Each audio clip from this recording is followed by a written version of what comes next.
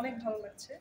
আহ, আমি সবসময় প্রতি বছর একটা না একটা অ্যাওয়ার্ড অ্যাচিভ করি। আর এবার হচ্ছে বেস্ট কন্টেন্ট ক্রিয়েটর আচ্ছা, ইন পুরান ঢাকা। In yes. পুরান ঢাকা হ্যাঁ, লেখা পুরান আছে ঢাকা। পুরান ঢাকা। হ্যাঁ, এখানে লেখা আছে I guess। যাই হোক, আমি বললাম নিজে থেকে পুরান ঢাকা। আমি নিজেকে আসলে পুরান ঢাকাকে রিপ্রেজেন্ট করার জন্যই আমার স্বপ্নটা স্টার্ট করছিলাম। অ্যান্ড রাইট নাও আলহামদুলিল্লাহ আমাকে শুধু নট অনলি পুরান ঢাকা, বাংলাদেশের সবাই এবং ইনক্লুডিং ওভার দ্য ওয়ার্ল্ড সবাই পছন্দ করে, বাংলাদেশের বাইরে। সেলিব্রিটি মানে মিন কি মনে হয়? সেলিব্রিটি আমার কাছে মনে হয় যার কাছে বেশি টাকা আছে সেই সেলিব্রিটি। আসলে কি তাই? Of course right now. মানে কিভাবে বুঝলেন বা এটা?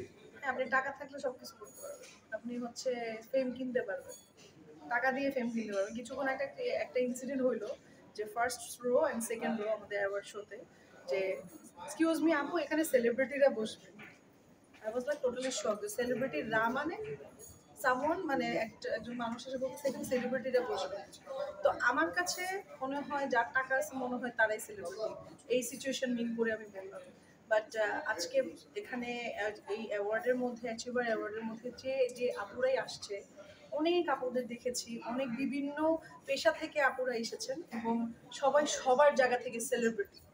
তো কারা যারা মনে করে যে আসলে টাকা থাকলেই আসলে অনেক কিছু করা যায়, এটা মানে আজকে কিছু আমি ফিল করলাম আজকে। বাট না, যোগ্যতা থাকে, মানে যোগ্যতা থাকতে হবে। অবশ্যই যোগ্যতা থাকতে হবে। এখন এটা আপনার উপরে যে এই যোগ্যতাটাকে আপনি ভালো জায়গায় নেবেন নাকি হচ্ছে মন্দ জায়গায় নেবেন। মন্দ জায়গায় নিলে মানুষ আসলে বোকা না, বাংলাদেশের মানুষ খুব বাজেভাবে ট্রল করে। আর হচ্ছে আপনি যদি ভালো থাকেন, ভালো আপনার যোগ্যতাটাকে ভালো জায়গায় আপনি যদি প্রচার প্রসার করেন, তাহলে হচ্ছে মানুষ আপনাকে খুব পছন্দ করবে, ভালোবাসবে। এবং আলহামদুলিল্লাহ আজকে আমি যার থেকে অ্যাওয়ার্ড নিয়েছি, অ্যাওয়ার্ডটা পেয়েছি যার হাত থেকে নিয়েছি, সেটা হচ্ছে আমাদের রুনা খান আপু। অ্যান্ড ওনার কাছ থেকে অ্যাওয়ার্ড নিয়ে আমার কাছে খুবই ভালো লেগেছে। এবং উনি আমার মানে একটু আমার ইমিডিয়েট আগে দাঁড়ানো ছিল, ওনাকেও মানুষ ঘেরা ছিল, আমাকেও মানুষ ঘেরা ছিল। সো সে কিন্তু অনেক বড় একজন সেলিব্রিটি আমার চোখে এবং বাংলাদেশেও। অ্যান্ড তার পাশে, তার আশেপাশে এত মানুষ তার সাথে সেলফি তুলছে এবং আমিও তার পাশে দাঁড়ায় ছিলাম। আজকে আমার আশেপাশেও অনেকে আমার কাছে এসে ভিড় জমা ফেলছে আপু সেলফি তুলবো। তো আমি এটাকে অনেক বড় একটা অ্যাচিভমেন্ট হিসেবে নেই। আমি অনেক বড় কিছু অ্যাচিভ করে ফেলেছি আলহামদুলিল্লাহ। সঙ্গে আগামী পরিকল্পনা নিতে হবে।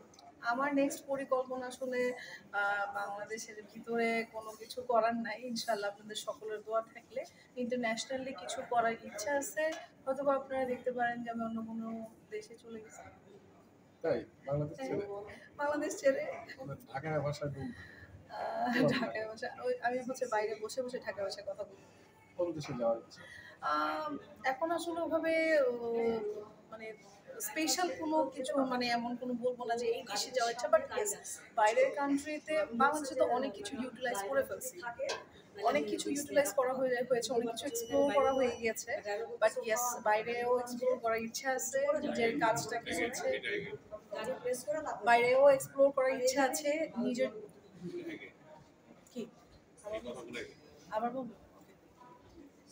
It's okay.